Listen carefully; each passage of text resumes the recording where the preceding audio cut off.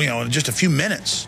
But again, be scared of terrorism. You got a better chance of dying from honeybee sting or champagne cork or slipping in the shower or tornadoes. But oh my gosh, let's not get prepared for any of that, or spiders biting you or deer jumping out in front of you. Let's freak out about the scary man. It's all about the system power grabbing your tax money. All right, let me tell you some of the other big news that's obviously coming up today ahead of Dr. Corsi joining us. Russian election, tearful Vladimir Putin wins presidency. And there's clear evidence of election fraud over there. You can go over it if you want, but it's there. But there's also media critics being silenced and things. And there's election fraud in this nation, you better believe it. When Ron Paul was winning early states, they just stole them in Iowa and Maine. And it came out weeks and months later that they were stolen. And they just say, we're not going to discuss it. Move along. And then it becomes a self-fulfilling prophecy that Romney is the man.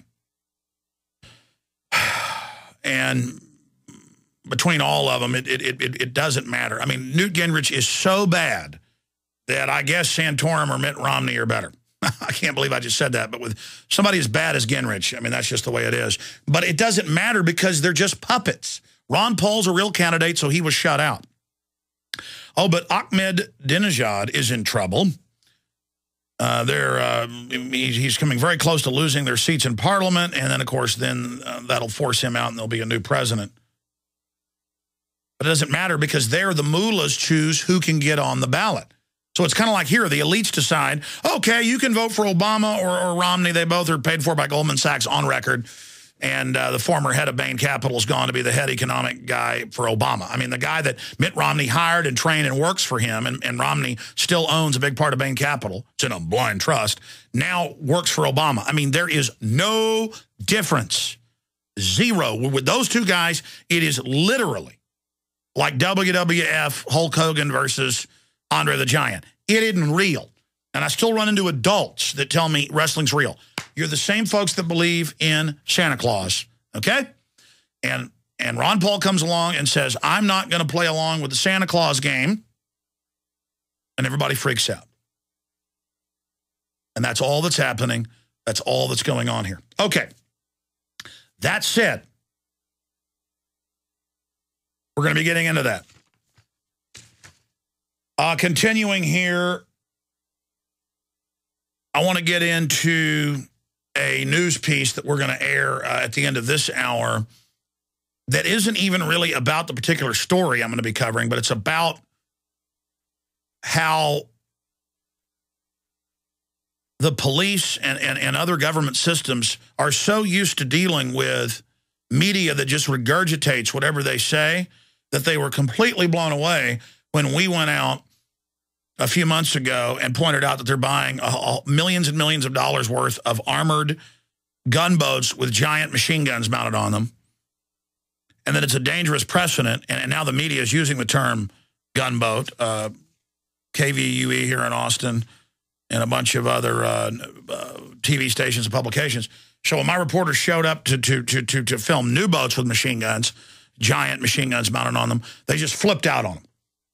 And then started calling our local affiliate 590 that we're on right now, trying to engage in a psyop. So this is going to be a great teaching moment for the public, but also for the Texas State Police, who are famous for files on people and illegal spy rings and things in the 70s and 80s that got shut down. And DPS intelligence, they're all back at their old tricks. It's a subsidiary of Homeland Security.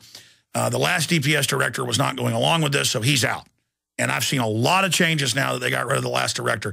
And I don't like it, and it's dangerous.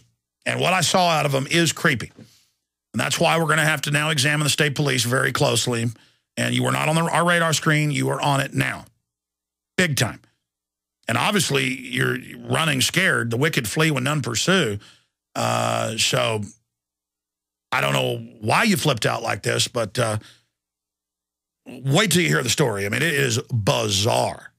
Bizarre what happened. So that is coming up with that report, with the video report of us trying to get the interview with their spokesman. Okay. This next piece of news, before I get into the big news, Iran, was so crazy And I called Paul Watson about this morning, and he said, you don't know? It's been out since Friday. We posted it Friday. Drudge Report had it Friday. You don't know about this. And I said, no. And I read 3 different mainstream articles, and I cannot believe this. I cannot get my mind around it because it's so crazy. It's so crazy. You've heard of the TSA making women drink their own breast milk to make sure it's not a bomb. It's all about arbitrary, everybody's a terrorist, take your shoes off, take your belt off, go in a scanner, we're going to touch your genitals. It's all slave training, prisoner training. They admit that's what it is. And it's training everybody for federalization, an unbonded, unsworn, non-police kind of brown shirt brigade. Every third world country does this. They set up like an auxiliary oppression force. Because the police are trained, at least know something of the Bill of Rights and Constitution. You know, the cops don't pull you over and go just randomly, okay, everybody I pull over, I grab your genitals. Everybody knows that's illegal, violation of the 4th Amendment. It's a violation of the 10th Amendment. And I've seen cases, literally hundreds of cases, where they now make women go behind closed doors and take their bras off so that women can fondle them. I mean, look, why is it okay for same sex to fondle you? I mean, in a way, I'd kind of like the opposite sex to fondle me. Not that I like it, but it might be a little better. It's kind of like a couple times a year, I go get a massage and I request a woman. It's not because I'm going to be doing anything with them in there, or a happy ending, as they call it. I don't like guys touching me. You know, I don't like how guys smell. I don't like how they look. Guys look like kind of dirty-looking monkeys or something to me. You know what I mean? Women look beautiful, magical, juicy. You know, I mean, you know, it's like a plate of enchiladas or something. Men look like a bucket of dog crap. I'm sorry to use that, but, you know, point is that it's just, well, don't worry. We have women searching you, or we have women sticking their hands down your 2-year-old daughter's pants. How is that okay? I mean, guys rape guys. I mean, is it like okay if guys go out in the park and rape another guy? Well, it's a guy. I mean, it's like worse. Okay, you're saying what is the craziest thing that I've ever seen and I'm about to talk about here? She's got a breast pump, and they scan it, and it's the name of the company. It's a breast pump, and they say, well, the bottles are empty. And the lady says, yeah, it's my breast pump. You know, I'm going out of town. My baby's with me. I've got to work some. There's a babysitter. I'm going to have to pump milk. You know, my wife did it 3 times when we were going to go out to dinner or go out to dinner and a movie, be gone 3-4 hours. My wife would have to sit there and pump the milk and give it to the babysitter or family that came over to keep one of our children. I mean, I know it's evil. I know there's a war against breastfeeding, a war against organic, a war against anything reality-based by this plastic culture of death. But the TSA did apologize for this, but then they never stopped. And he said, you're going to pump that right now, and you're going to come back and show me that you've got milk in your breast. And if you don't like hearing this on the radio, I know this is what's happening to our women. So she had to go she says, is there a private place? He said, no, even though they had the little private grope room where they like to molest people. He said, no, you'll go in the bathroom. So she had to stand in front of everyone at the metal mirrors and do it, and then come out, and then he inspected it and basically yelled at her. It's land of the humiliated cowards and slaves. Land of the people that will take anything. I'm going to tell you more about this when we come back. Then Iran and what's happening with the electric cars that no one wants to buy, that you pay for with your taxpayer money to build the assembly lines on. But now they're shutting those down. It's all coming up. I'm Alex Jones, Infowars.com. We're live. You have found it, the front lines of the Infowar, the tip of the spear in the fight to awaken free humanity against the scourge of the scientific dictatorship known as the New World Order. Thank you for joining us. So, it's always about more power, more arbitrary power. 10 years after 9/11, the TSA, as Forbes reported last week, TSA coming to a highway near you. In fact, put that up on screen for Prisonplanet.tv viewers. A congresswoman who I want to get on did a story about, yeah, they're all over the country now. You pull up to checkpoints and they're now groping you on highways. They're not sworn officers. I've checked. It's illegal. Police aren't allowed to start groping you or stop you without a warrant or without probable cause. What is this? And she's like, we've got to pass a law. Lady, Congresswoman, there are laws. They're not following them. The feds are power grabbing. And it has nothing to do with Al-Qaeda. that the globalists are putting in charge everywhere. We do have in the next segment that Darren McBreen report on the DPS gunboats, and they're flipping out on us for trying to cover them. That's coming up. But continuing here it is. TSA ask woman to prove her breast pump is real at airport. And do me a favor, since you're showing that on screen, scroll down to the actual newscast. That's Mike Adams' great report at Infowars.com. I want to show people because they won't believe it. The KSDK link right there. Yeah, I want to show folks that if they're watching. There it is, News 5, where the news comes first. TSA asks woman to prove her breast pump is real at airport. And it's in Hawaii. And again, I have been in airports. I was in Billings, Montana, and the woman had her hotel shampoos. And look, I'm not a pack rat, but when I go to a hotel and they got lotion and they got a sewing kit they're giving you, or they've got, I even get the shower cap as a joke and then pull out of my bag when I get home and put it on my head and let my kids laugh at me. But, I'll take the lotion, I'll take the shampoo. I have seen them repeatedly, but one time in Billings, it was a woman and her husband and her kids, and this jackboot started screaming at her. Why do you have this? And I went, wait a minute. It says over there ounces. And then it was sure enough below the ounce amount. She was just flipping out on someone. I mean, who else wants a job henpecking and messing with law-abiding citizens? It sounds like the most horrible thing in the world. I mean, even when somebody's done something wrong to me, I don't like having to get in their face.